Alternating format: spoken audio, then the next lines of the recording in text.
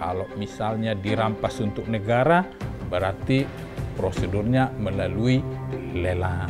Itulah yang kita lakukan hari ini.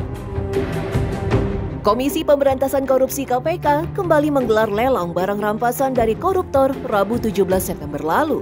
Lantas, kemana aliran uang hasil lelang KPK sebanyak itu?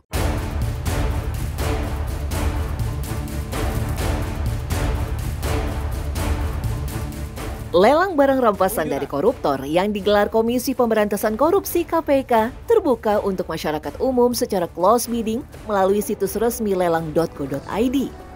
Selain bisa mendapatkan barang-barang berkualitas tinggi dengan harga menarik, partisipasi aktif masyarakat dalam lelang juga berkontribusi langsung pada pengembalian keuangan negara.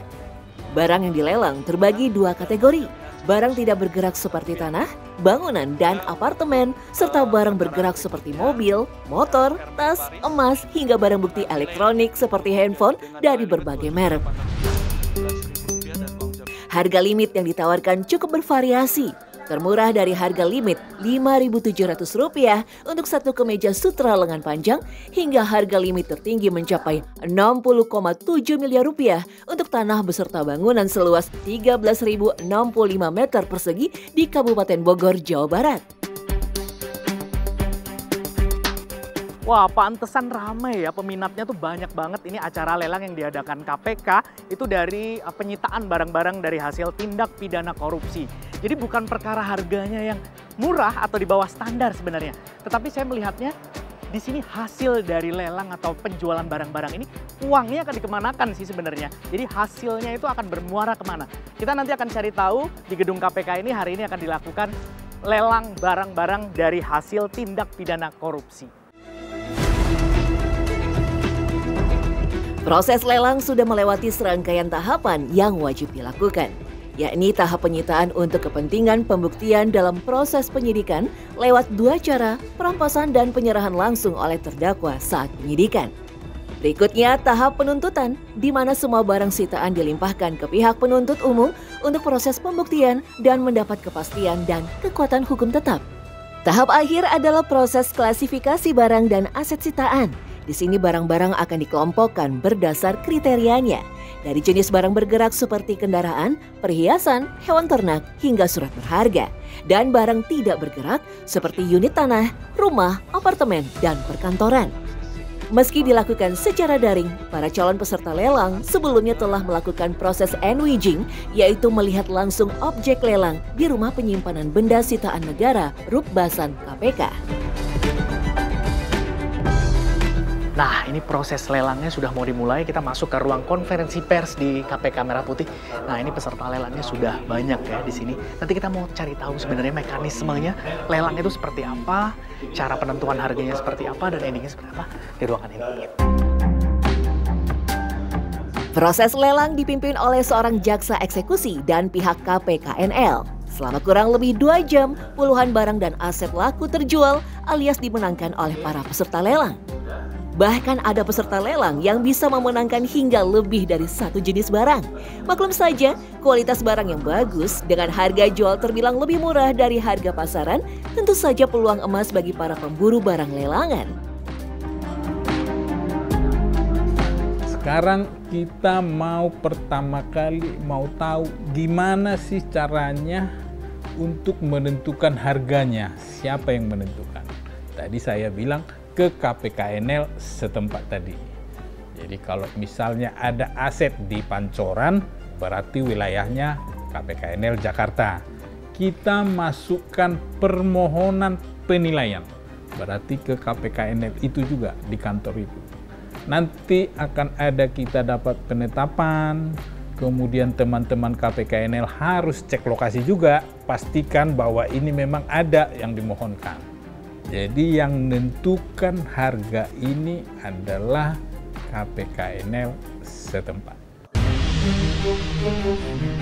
Lalu, kira-kira bagaimanakah caranya agar pihak KPK bisa menentukan batas harga untuk setiap barang? Jadi agak beda. Ketika contoh handphone tadi ya Mas ya, handphone tadi kan kita paketkan 23. Tapi sebenarnya ketika kita masukkan permohonan penilaian ke sana, kita minta agar dinilai per handphone. Tapi kita mau agar lebih efektif, kita satuinlah nilai yang dikeluarkan oleh KPNL tadi. Misalnya handphone Samsungnya 2 juta, handphone Nokianya 1 juta, handphone ini kita totalin semua, baru kita paketkan lelangnya. Jadi untuk teknis ketika ini mau dipaketkan atau disendiri-sendirian, itu kita yang tentukan dari jaksa eksekusinya. Meski sebagian besar barang sitaan berstatus hasil rampasan atau bekas milik para pelaku tindak kejahatan korupsi, namun KPK menjamin keamanan barang-barang lelangan ini. Karenanya pembeli tak perlu khawatir, status barang lelangan sudah sah dan berkekuatan hukum tetap.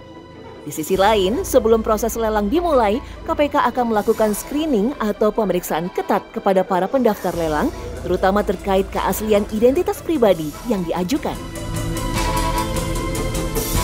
Ini nama ini perlu.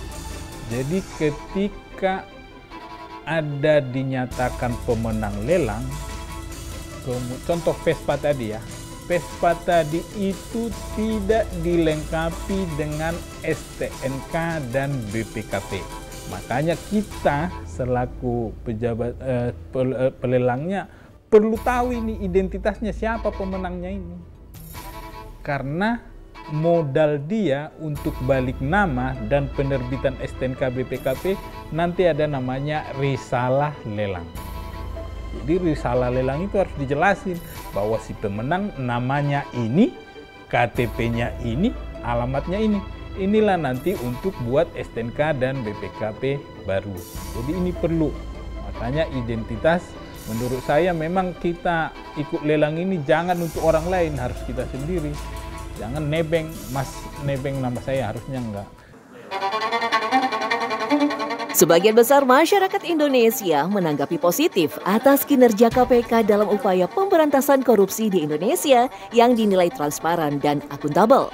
Namun yang masih menjadi pertanyaan banyak orang adalah kemana uang hasil lelang atau penjualan barang dan aset ini mengalir.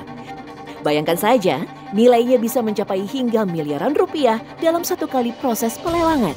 Benarkah semua hasil lelang sepenuhnya akan diserahkan pada negara untuk mengembalikan kerugian yang dialami oleh negara? Jadi tadi ketika kita lelang itu kan dibuat harga awal berapa? Misalnya contoh handphone itu 2.500.000. Kemudian si A menawar jadi 3,5 juta. Tapi kalau kita lihat tadi pas ditetapkan bukan 3,5 juta, tapi tambah biaya lelang 3%. Sekarang hari ini kita sudah tetapkan pemenang, maka pembagian uangnya yang 3% yang biaya lelang akan disetorkan oleh teman-teman KPKNL ke kas negara. Akan mereka sendiri yang nyetor yang 3% tadi. Yang pokoknya misalnya ditetapkan pemenang tadi 15 juta, ini akan disetorkan ke rekening KPK. Mungkin 5 hari atau 2 hari setelah orang-orang berdonasi. Ini uang setelah di rekening KPK, kami dari jaksa eksekusi akan menyetorkan uang itu ke kas negara. Tapi bukan penerimaan negara, bukan pajak. Lantas, bagaimana dengan hasil lelang barang korupsi yang dilakukan oleh oknum di dalam lingkungan instansi tertentu? Apakah uang hasil lelangnya akan dikembalikan lagi untuk menutup kerugian instansi atau tetap diserahkan ke negara?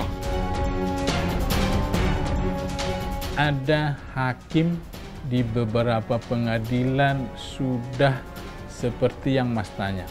Jadi kalau kita baca putusan DPRD Sumatera Utara, jadi hakim di Pengadilan Negeri Medan itu berpendapat ini uang-uang yang dikorupsi oleh anggota DPRD Sumatera Utara ini adalah uang pemerintah Provinsi Sumatera Utara.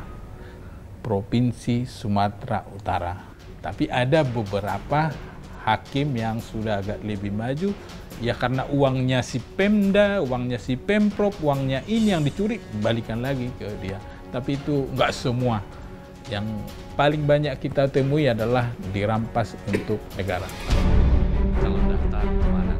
Ternyata tidak semua barang sitaan harus dilelang. Pengecualian lelang hasil sitaan atau rampasan KPK juga berlaku untuk aset benda tidak bergerak seperti rumah, kantor, apartemen, dan lainnya.